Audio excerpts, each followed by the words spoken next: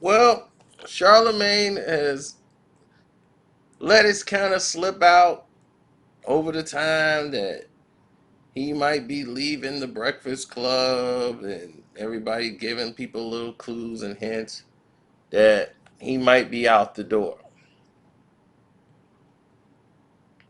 And so is Angela Yee.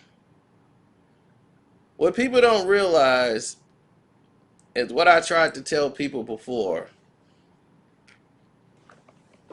is that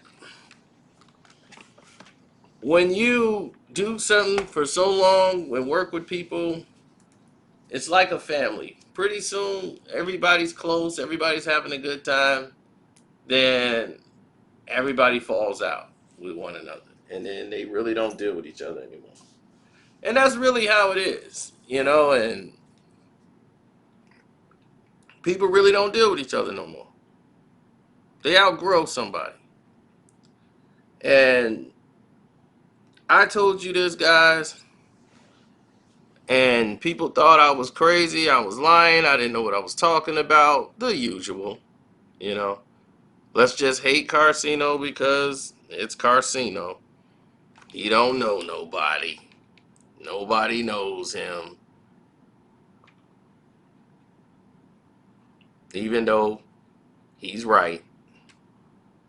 I told people in 2020, back in 2019, I told you, in 2020, big changes are coming for the Breakfast Club. I told him. I told him. I told him.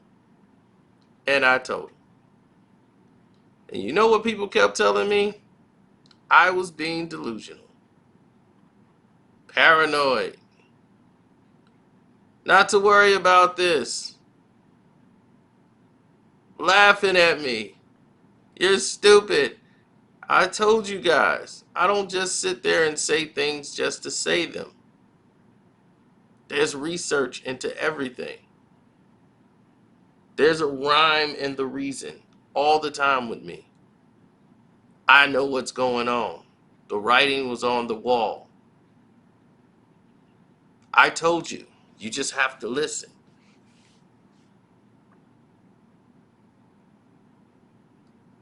You just have to listen.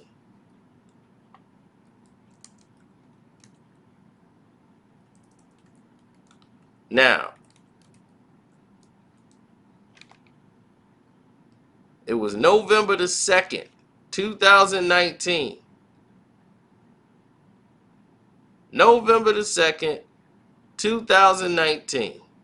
It says, big changes coming next year on the Breakfast Club. Big changes coming next year. And if you want to watch that video, definitely do so. I'm going to make sure I put it in the thumbnail so you guys can check it out at the end of the video. Because, for one, Angela Yee's not happy. She's just going through the motions. And who could blame her? Right? Who could blame her based on all the things that have transpired?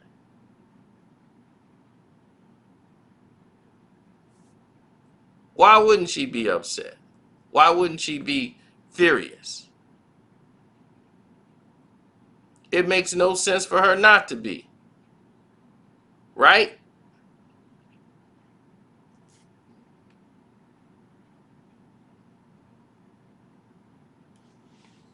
So, moving forward and moving right ahead, I can tell that there was problems even when they came back. Because Charlamagne don't feel sorry for what he did. He don't care. Charlamagne is working with Joe Budden, and they're trying to pitch a show. They're trying to make that pull-up show stuff or whatever, make a spin-off of it and blow it all the way up and get somebody to push it and put up some dollars behind it. And Charlamagne's going to work with Angela Rye, and he's working with KK Entertainment, and they're gonna push out something for him. So he's trying to leverage a deal with the Breakfast Club that if he does return, they're gonna have to pay him a lot more money than what they're paying him. And Angela Yee, she's gonna want a shorter contract, not a longer contract, because both of them want the same thing. They don't want to get tied down. She feels that now she's in position to do other things.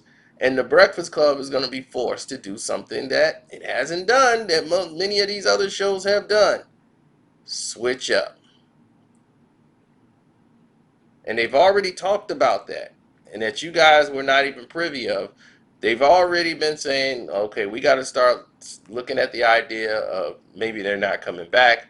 We're going to have to probably get new people and new hosts on the Breakfast Club. So some of the people that come up there that they invite for guests also they've been kind of looked at and seeing about auditioning for them, you know, taking that job. Because Charlamagne looked like he was going to leave before, but his thing got derailed when all this thing started going in about this case, and they ended up all this audio that came from his podcast he had with his buddy kind of derailed his HBO movement and everything else. So they kind of had to put everything on the back burner, but still, his contract is up at the end of the year, and if they don't have a deal in place, guess who's going to be gone?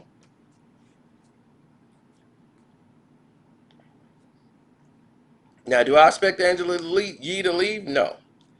I expect her to stay, but she wants, I think, a 2-year deal, and work with a 2-year deal. Charlemagne will come back only if they pay a lot more money, but that's a negotiation. So they're going to try to keep that behind closed doors, and the network and Revolt and all those guys are looking like, hey, look, this is what it is. We're not going to continuously play everybody through the nose, because the guy who's really not talking is the guy who's already paid, and that's Envy, because it's DJ Envy's show. See, people think the Breakfast Club is Charlamagne's show. No, it's Envy's show. So Envy has the big contract, who had a big deal, and Charlamagne got paid and taken care of quite handsomely on the last one.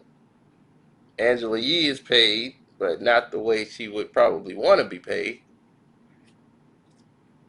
But Angela Yee is look like, hey, I've done a lot of the work, and Envy's been kind of guiding her, while Charlamagne don't really deal with him outside of the Breakfast Club.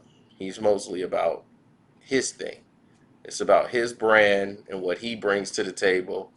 And they're right. If Charlamagne was to leave that show, the show is dull. It really is. He's the energy. Even though she does the research and everything, nobody's there for Angela Yee. But she does provide a service. I mean, but if Angela Yee don't show up that day, the Breakfast Club is not going to have some numbers drop.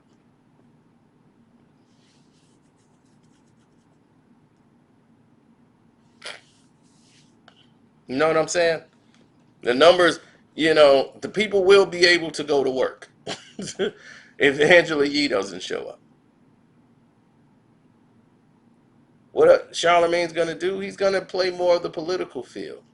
He's already been building himself with the DNC and working with everybody from Angela Rye, building a relationship on CNN. He might have a show over there like Van Jones, but he's with K&K Entertainment. And that guy Lathan, the other guy with KK Entertainment, his buddy, he might be doing some things with him too. So you never know, you know, you never know. With these guys, you never know. So you always got to keep your ear to the ground and find out what's really going on. But it's been a lot of talk about, because people was trying to get that job, so they know what's going on as far as, hey, it is what it is. This is what it is, or we doing this, and this is how we gonna run it down. You know what I'm saying? So my thing was this: Charlamagne should have never, ever, ever, ever, ever, ever, and I mean ever, stayed there this long. He should have been made the transition a long time ago, back during the Birdman. So we talking like 2017, around that time. He should have made his transition during that period because those guys, they don't have his best interest in mind. You know what I'm saying? They don't have his best interests. They're just out there doing their jobs. They don't have his best interest in mind.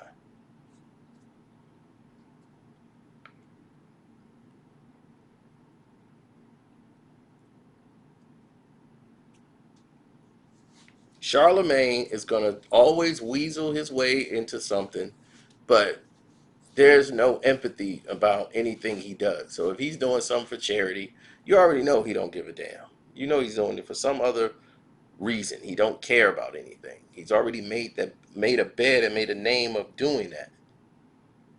You know, you've never seen him care about anything. Anything. So when he tries to now show empathy or make this political play like he cares about black people and black empowerment, we all know it's a scam.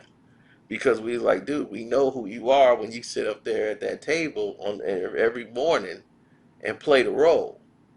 Now we're supposed to believe that you're just acting and that's your character now. Now he's trying to watch what he say and not and try to be more politically correct and not be the most radio shock jock type guy and trying to say, "Oh no, this is how I really am." No, it's not.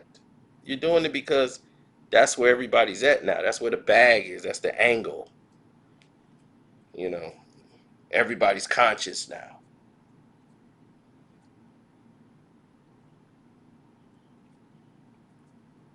Everybody's the conscious voice of reason. He doesn't have great interviews. I've never seen a great Charlemagne interview. He always adds something in there that's just completely off topic, off base, and it just don't interest me.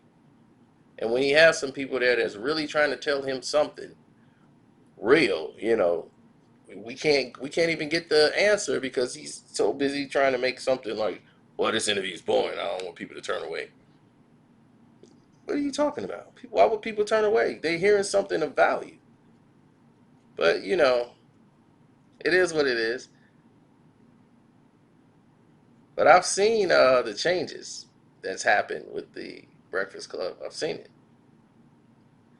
I've seen them made the transition. They got more political candidates up there, more of these pro-black speakers, and they're trying to be something that they're trying to grow up. And I'm not mad at them for that because they should have been doing this. They've been giving you guys nothing but foolery for years. Then they started to wisen up and say, okay, now we're gonna bring in Farrakhan, and all since they made this DNC move.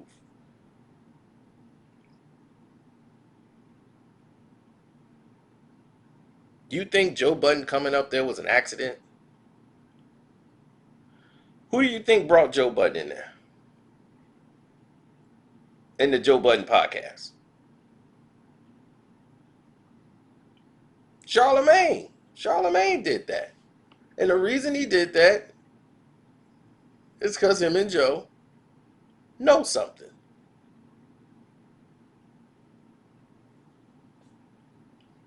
So it is what it is. And that's where we're gonna leave this, man. And I'm done with it. It's your boy Carcino, man. Don't forget to subscribe to the page. Hit that notification bell. Select all, ladies and gentlemen, all when you hit that notification bell. So you get all notifications.